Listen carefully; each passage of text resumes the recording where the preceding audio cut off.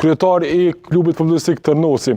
Zoti Hasani, faleminderit shumë për përgjigjen pozitive për të qenë pjesë e emisionit. Po na intereson me ditë pak më shumë detaje se çfarë ndodhi realisht.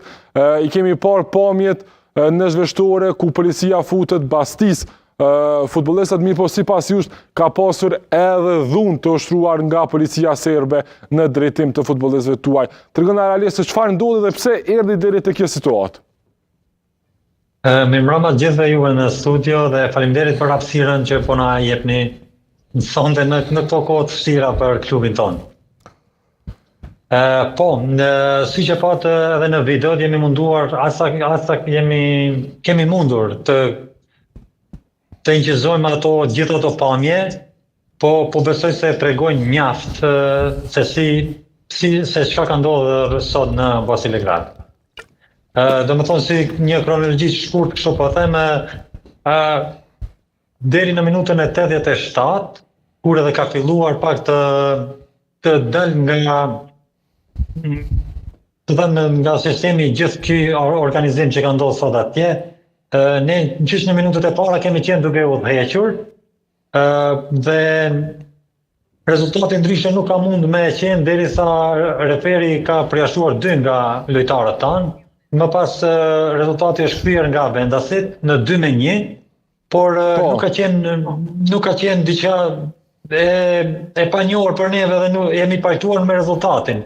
Dhe në asnjë moment nuk kemi menduar të krijojmë gjithë këtë situatë, përderisa dikush nga organizatorët e ndeshjes aty ka ftuar policinë, gjë se është mbyer i kërcënuar nga lojtarët tanë, gjë se kemi dhënë mjete të forta në zhveshtore.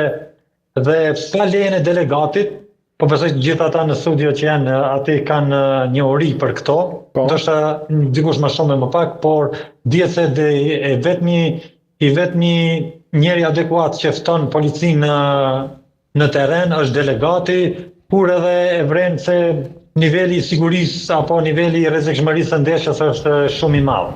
Aty nuk ka pasur asnjë rrezikim i asnjë lojtarit kundërshtar. Kur dihet se ne kemi udhëtuar 300 km për si mysafir atje, është e paimagjinueshme që ne të krijojmë ndoshta edhe incident atje. Dhe krejt kjo ka ndodhur diku në fund të ndeshjes, kur policia është futur në terren, edhe ka goditur njërin nga lojtarët tanë, Veton Zeqirin, dhe më pas nuk ka mjaftuar me këtë, si justifikim kanë gjetur edhe ndoshta po them gabimin e parë të bërë që janë futur në fush, më pas kanë vazhduar deri tek zhveshtoria jonë, e cila është e palejueshme në një organizim sportiv. A ka pasur dhunë në zhveshtore, zoti Hasani? Më shumë dhunë verbale, edhe ndonjë shtyrie aty, siç e keni pa edhe në video. Po. Por është e papranueshme në dhunë fizike ndaj futbollistëve. Pajtohem me ty që është e papranueshme vetëm prania atyre në zhveshtore. Veton Zeqirit. Okej, duket që kemi probleme në lidhjen telefonike që po e realizojmë me zotin Hasani. Shpresojmë që regjia të na rikthej me njëherë zoti Hasani, për shkak që do të jetë e nevojshme që të marrim informacione të sakta nga persona që kanë qenë prezent në atë zhveshtorën ku edhe policia serbe është futur. E tha vetë zoti Hasani që pa lejen e delegatit, siç e thon rregullat, një gjë e tillë nuk lejohet, mirë po nuk e dim se pse dhe për çfarë arsye. Zoti Hasani, jemi prapë në lidhje direkte sepse kemi probleme. Si është gjendja e futbollistit që është goditur? Tregona pak. Gjendja e futbollistit është e mirë. Tani kemi raportuar në policinë, në stacionin policor Tonin dhe e kemi dërguar edhe në stacionin ambulantës në Bujanoc. Gjendja është e mirë, por pa dyshim se do të ankohemi në të gjitha instancat për këtë se çka ka ndodhur sot. Okej, çfarë mund ndodh nëse ju ankoheni dhe ankesa juaj pranohet, do të ankoheni edhe në federatën gjetse që organizon këto gara, cilat janë hapat që ju do t'i ndërmerrni në të ardhmen, përpos ankesës? Padyshim, hapat e para vetëm se i kemi ndërmarrur, kemi pranuar të gjitha instancat sportive dhe edhe Federatën e Futbollit të Serbisë, nesër me siguri se do të dërgojmë me njëra ankesën për gjitha këto lëshime që i ka bërë organizatori i ndeshjes, duke filluar prej delegatit deri te niveli sigurisë ndeshjes atje në Bosnjë. Okej. Po që se edhe këtu nuk do të vlen, padyshim se ky aksioni e tyre do të përfundoj deri tek UEFA. Do të thotë që ju si klub do të bëni ankesë në UEFA në rast që ankesat fillestare nuk mirën për bos nga Federata Gjecë dhe organet tjera. Padyshim se po. Padyshim se po.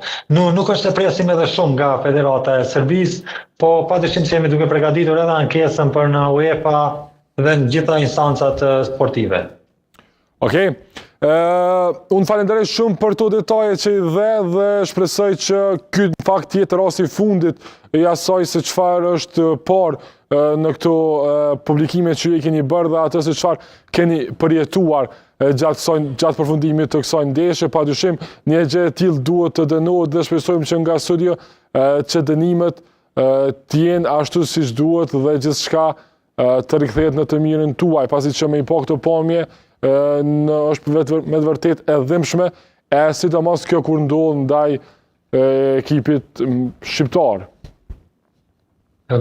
Padyshim se edhe ne gjithmonë me shpresë se do të përmirësohet diçka, por shifet se këto vetëm se po rritet rrisnia ndaj neve, por ne nuk e kemi ndërmend të ndalemi. Shpresoj që edhe me ndihmën edhe të qeverisë Kosovës edhe të Shqipërisë, ndoshta pak ndonjë rrisni më e madhe, fëmijët tanë do të mund të luajnë të lirshëm dhe të barabartë me gjithë fëmijët në Serbi.